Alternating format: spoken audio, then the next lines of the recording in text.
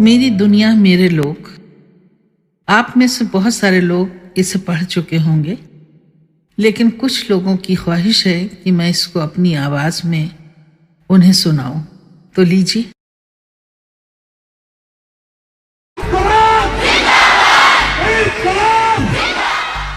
शाही बाग की वो रात मेरे लिए बोलने की नहीं, महसूस करने की रात साबित हुई।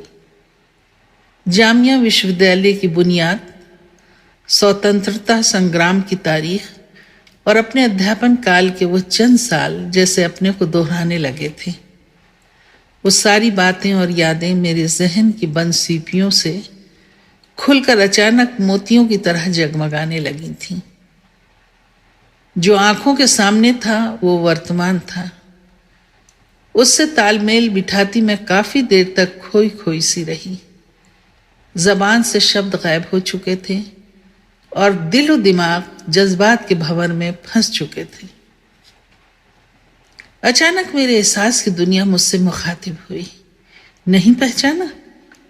यह अजनबी नहीं, तुम्हारी कहानियों के किरदार हैं, तुम्हारे अपने, जिनके लिए तुमने आज का सपना बुना था। देखो, वो चुप्पी टूट गई।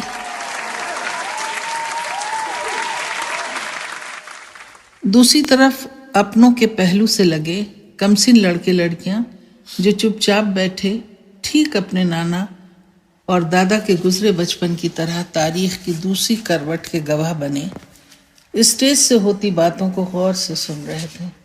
मुझे सबीना के 40 चोर की कहानी की उस मासूम बच्ची की याद दिला गए जो मर्दमशुमारी के लगाए गए नंबरों को मकान से सिर्फ इसलिए मिटाती है कि कहीं ये 40 चोरों ने न लगाए हों। वो तय करती है कि मुझे मर्जीना बन इन चोरों से सबको बचाना है। मेरे चेहरे पर मुस्कुराहट दौड़ गई। मैंने इत्मीनान की सांस ली, जैसे यहाँ कोई अब मेरे लिए अजनबी न रहा। औरतों के बैठने के घेरे के पीछे खड़ी मर्दों की बाउंड्री वॉल पर नजर पड़ती तो मुझे हर चेहरे में सरहद के इस पार का रेहान नजर आता है, जिसे देश का बंटवारा लानत लगता था। पत्थर गली की फरीदा, ताबूत की हुमैरा, ठीकरे की मंगनी की महरुख सचमुच वहां बूढ़ी होकर अस्मा खातून, बिल्किस बेगम और सरवरी के रूप में बैठी थीं।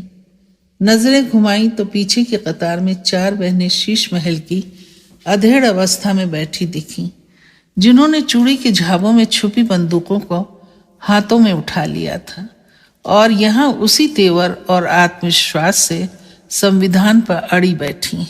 जवान माएँ गोद में दूध पीते बच्चों को लिए बैठी थीं।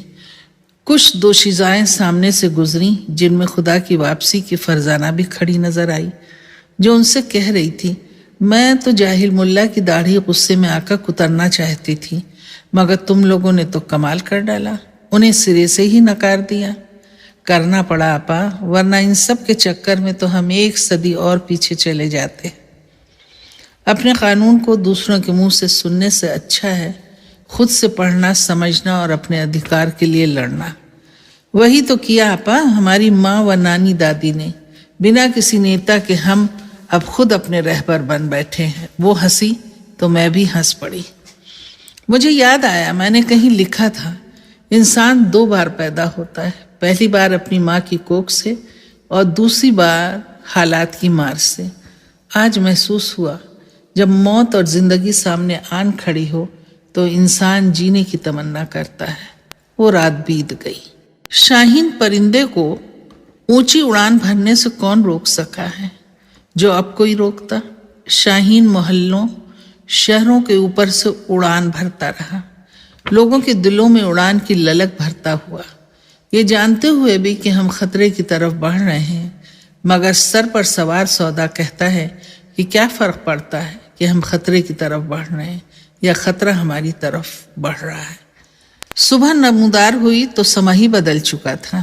साझी भारतीय सभ्यता में सांस लेने वाले मेरे सारे किरदार एक बार फिर मेरे सामने थे, चाहे वो आमोख्ता के वीर जी हों, या फिर इंसानी नस्ल की सविता हो, या फिर चांद तारे की शतरंज का पतंग बनाने वाला, या फिर उसका लड़का कहानी की मूंगफली बेचने वाला, या फिर अफसर शाही की शालमली हो, या फिर अक्षय वट का मुरली हो, या फिर कुइयाँ जान का डॉक्टर कमाल हो, या फिर जीरो रोड का बेकारी झेलता एमए पास सिद्धार्थ, या फिर पारिजात के प्रोफेसर प्रहलाद दत्त, या फिर जिंदा मुहावरा का इमामुद्दीन, जिसने देश के बंटवारे के बाद नए बने देश में जाने की जगह अपने वतन में रहना पसंद किया। वो सब के सब जमा हो रहे हैं। आज़ादी की चाह में हम कदम, हम आवाज हो उठे हैं। यही तो हमारा भारतीय समाज का ताना बाना है, जो कोशिशों के बाद भी नहीं टूट पाता है, क्योंकि हम जान चुके हैं कि हम एक दूसरे के बिना न रह सकते हैं,